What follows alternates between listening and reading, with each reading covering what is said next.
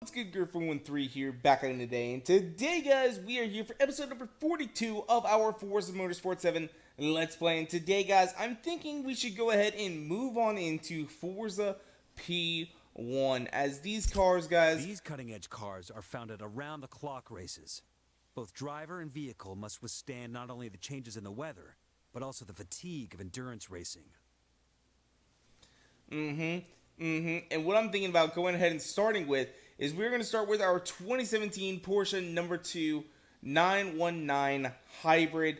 Guys, this car looks amazing. This car was the one that they saw in the demo at the beginning of the game, or like in all the trailers and everything like that, where you see M. Rossi. She's walking out to the car, she's got her strut going on, and then all of a sudden you just see her turned around in this car in the background, and you got that song playing in the background. Dum dum dum dum. I can't mimic it like with just my mouth or anything like that. I kind of want to play it for you, but I guarantee that it is freaking like it's probably like copyright and all that sort of stuff. So I can't play it for you guys, but you guys know what I'm talking about. You know what I'm talking about. Let's go ahead and get into this Porsche and have ourselves a good old-fashioned time. Alright, here we go, guys. This is going to be a fantastic race. I cannot wait to see what this Porsche can do, because you already know this is a fantastic little car. Oh, yes. Yes. And we're here at Sebring, and oh my gosh, this car is amazing already.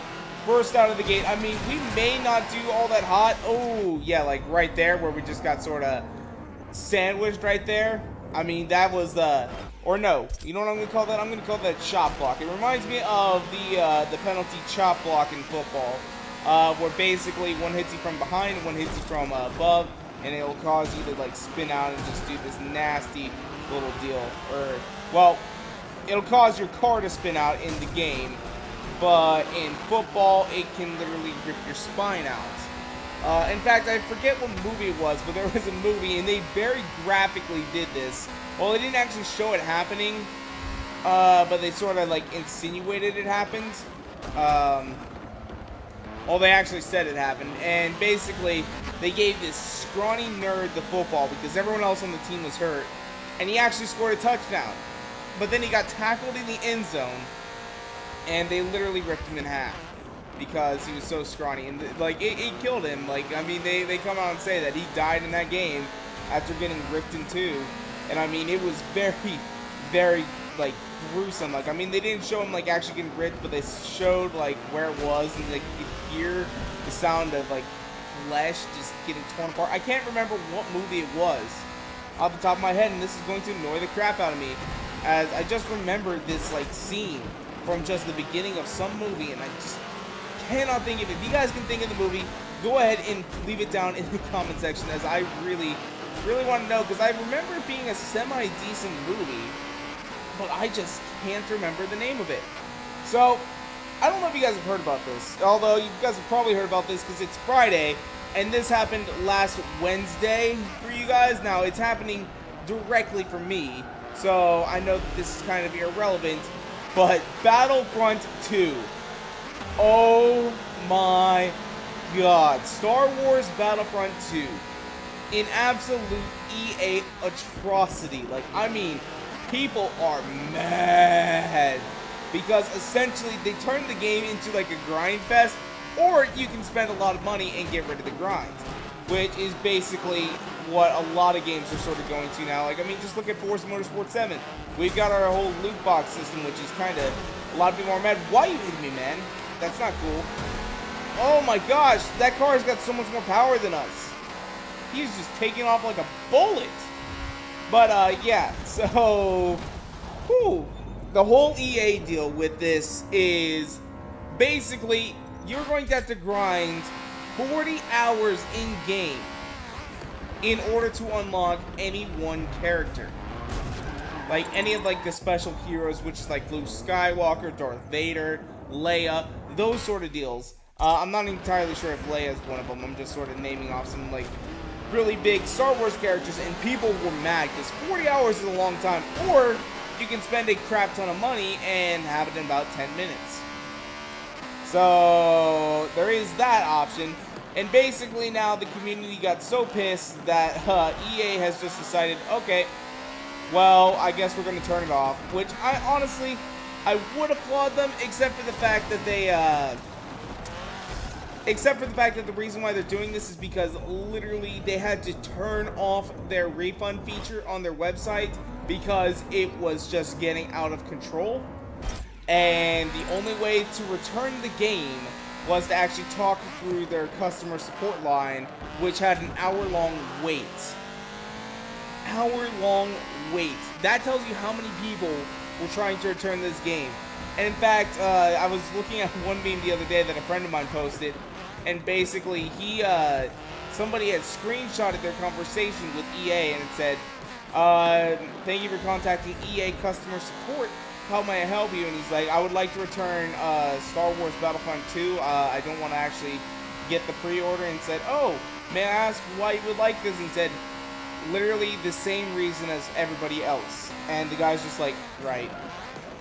Yeah. Like, I mean, you know it's bad when they know why everybody is returning their game and they finally have to do a fix. Honestly, loot boxes, I'm not really opposed to. Honestly, I feel like pay to win is sort of just like a marketing scheme, but the issue is, though, is that they're not really microtransactions anymore. Like, they used to be microtransactions where it was like $1, $2, a maximum of $10, and $10 used to be like a lot for some people. Like, oh my gosh, $10 extra for like a DLC? No, thank you. And now there's DLCs coming out that cost the entire cost of the game. I mean, just look at freaking, what is it? It's Elder Scrolls Online, Morrowind. I'm not even sure. Is that actually a separate game? I felt like that was just like an extended DLC for it. I'm just not entirely sure, but that is like $60 right there. And it's like, oh my god, what are you guys doing? Or like all of the DLCs for Forza are all like $8, and it's like, that's kind of pricey for some people. Some people can't afford that. And the fact is, though, like, another thing is, like, GTA 5. I can make 100,000 in about 15 minutes or so. But it takes me a long time to actually build up to get that 100,000.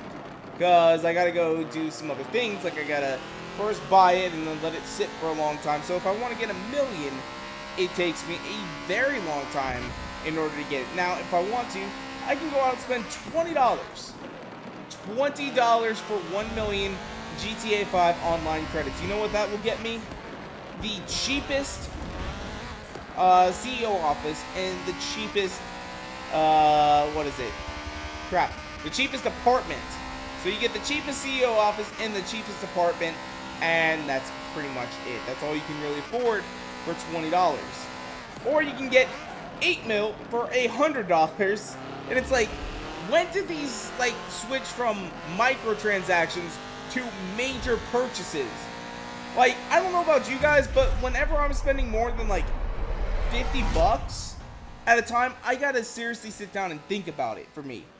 Like, that's what I gotta do. Like, every single video game I've ever purchased, like, I have to sit there and wait for it and think about it. Now, with, like, some of the games that we're playing here on the channel, like, Forza 7, The Crew 2, Need for Speed Payback, that little sit-down thought process is a little bit sped up because it's like, well, I can go make videos about it and I can recoup some of that.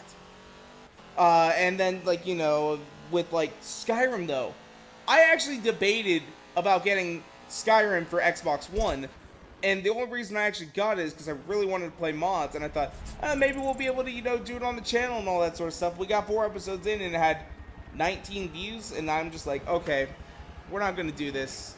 We're not doing this. And, like, the last episode that I put out, you know what, I could probably go and find it. Let's see here. Girl413 Skyrim. I'm going to Google this really quickly, just so that we can go ahead and see. But, we kind of sucked at that race, and I'm actually really, really shocked about that. So, here's the first episode I put up. It has 29 views. That's all it got. And I'm like, okay, I guess I can kind of see why, because Skyrim was sort of an old game. and no one really wanted to play it anymore because it was an old game, and just it was one of those deals. Like, I don't know, but let's go ahead and get into the next race. So that last race there was a little bit more disappointing than I was really hoping for. I didn't do any tuning or anything like that. I was hoping that maybe it just turns out to be a fluke. But, like, this Porsche apparently doesn't have as much horsepower as the rest of the cars.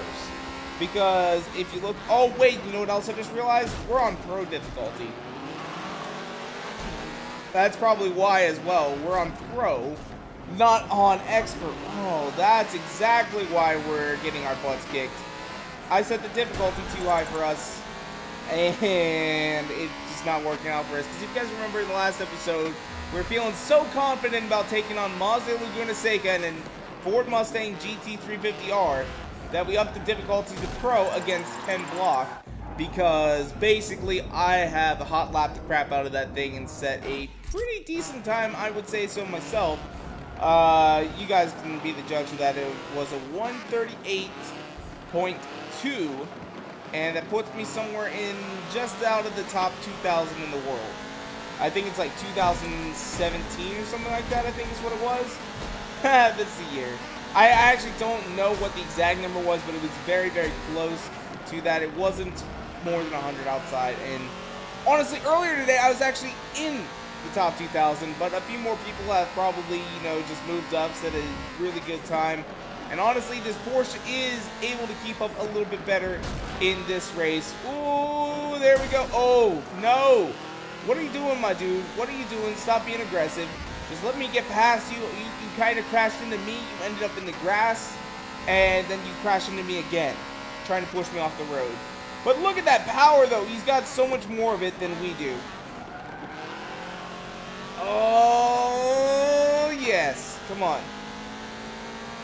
I think we're going to get a little bit more speed out of the corners, though, as this car does feel very planted through the corners. And that's probably the best thing for it. So here we go. Oh, come on, man. Come on. That is the first lap out of the way. We're in 6th place now, but let's see if we can't catch up. They're right there. I feel like we can definitely get a couple of these guys by the end of this race.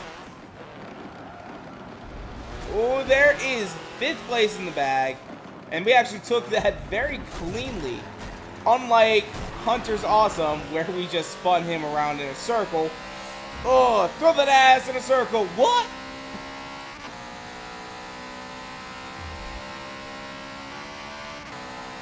Alright, so we moved up into 2nd place now. Oh, going into the final lap, but 1st place is way up there. I don't even see him through this dense fog. Like, what is up with this fog? Like, I don't even remember seeing any fog before we got to the Forza Drivers' Cup, and now this is 2 races where it's been foggy, no rain, and I mean, it's some serious fog. Like, I mean, he's gone. Like, we can't see him up there anymore. Now, where I live, though, oh my gosh, sometimes in the mornings, we get this really dense fog that rolls through, and I gotta cross a fairly major roadway where, you know, the speed limit's 55 to get to work. And essentially, it's really, really scary in the morning sometimes when there's like this dense fog, because I can't see 50 feet up either side of the road. And it's like, oh god. Oh god. And you know, the speed limit might be 55, but I'd say probably the average speed of people going through there is probably about maybe 70. So 70 miles per hour in about 50 feet, and it's like, oh my gosh, I'm going to die. But I'm so excited we just took 1st place away from that dude. Let's go, Porsche. You're actually rocking out on this race. Ooh, that was not what I was intending to do. I started looking behind me, and, well, you guys know the rest. So here we go, though. Here we go. Ooh. Ooh. So there is the finish line. We can see, well, we can't see the finish line, but we can see the pits. All right. Oh, yes. That's a good way to take that corner. Now, this would have almost been a clean lap, except for the fact that basically one of our enemies from the beginning of the game has made a comeback. And it is Asian dude. And essentially, on that second lap towards the end, he just sort of like bounced me off the road and threw me off into there. So I had to go ahead, rewind it. But I ended up coming out on top, and I was so excited about that. And we pull off a 153, which is not too bad. Let's go ahead and look at the leaderboard. So 144. Oh my gosh. I'm going to be disappointed, aren't I? Yep. Friends have got a 154. It's actually the fastest clean lap. But the fastest dirty lap is by Don Juan Song in the same car with a 149. And then Mechberg and Velocity both have 151. So Don Juan Song actually came out on top of that. I'm surprised. Velocity has been really sitting there in first for a little while. Alright, here we are into the last race for today with our what am I saying, guys? We're here for the last race of today with our Porsche 919. Oh, sometimes, guys, tongue gets twisted, and it's just one of those deals. This is one of those deals. Sometimes, what I'm thinking, my mouth, it don't come out right. Maybe that's what was happening to Man's Not Hot. It's something in his head. He was thinking of like good words, but they weren't coming out right. So maybe he had like this amazing lyric, and instead it comes out. And the thing goes, like, I mean, maybe that's what happened. That would explain so much. But here we go, guys. Here we go. Alright, we are pulling into 7th place. And this looks like we are going to be doing a full 2 laps of Le Mans. Hopefully we don't have those little bumps out. Because, well, actually, no. With this car, we kind of need those little bumps out because of its speed. As this car does not have that great of speed. It's kind of slow. Let's be honest here. Oh, you see, guys, I'm like trying to keep this other driver backed off of me. Yes. Yes, we got the bumps. This is where we can gain some traction because this car is best around corners.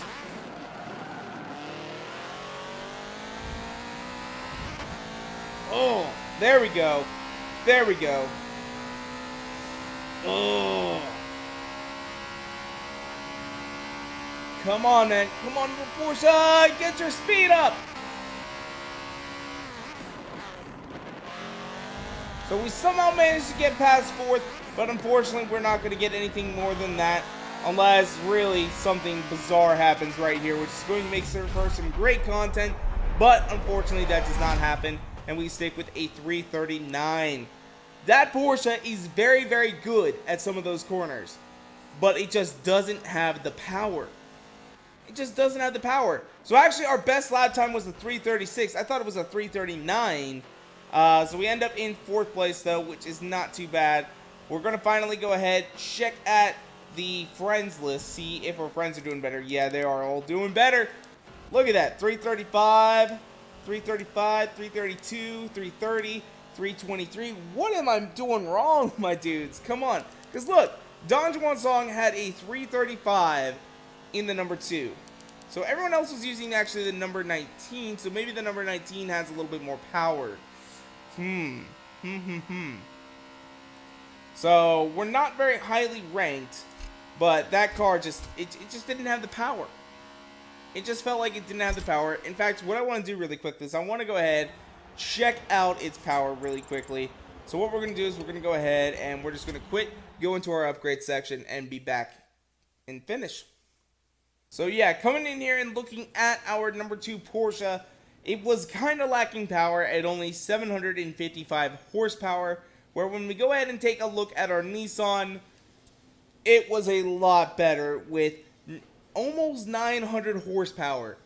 I mean, that thing would have been much better at Le Mans, I think, than our Porsche, but our Porsche did put in a good fight, and I'm not really sure how well this one would have worked, because when we were actually using it during that, during its showcase event, it was kind of difficult to handle at times. So I think at Le Mans it would have done better than the Porsche, but I think the Porsche does much better on some of those tighter turns.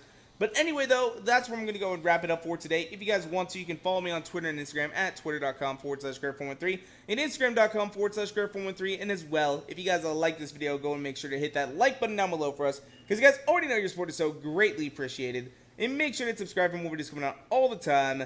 Thank you guys so much for watching. Peace out.